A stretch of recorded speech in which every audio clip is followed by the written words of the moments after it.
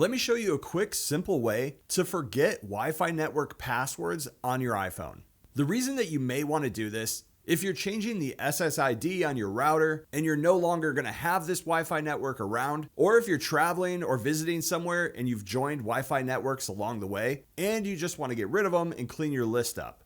To get started, from your home screen, find and open the Settings app.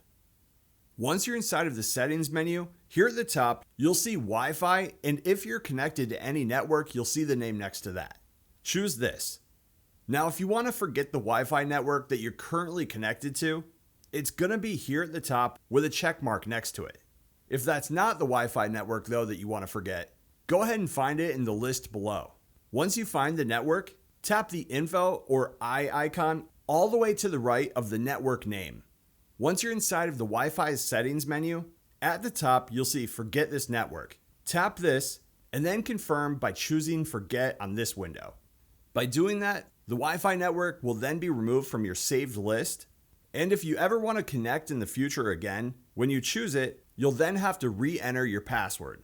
Again, forgetting a network is useful if you're having trouble connecting or if the network settings have changed, like a new password or SSID. And that's how you forget a Wi-Fi network on your iPhone. Thanks for watching.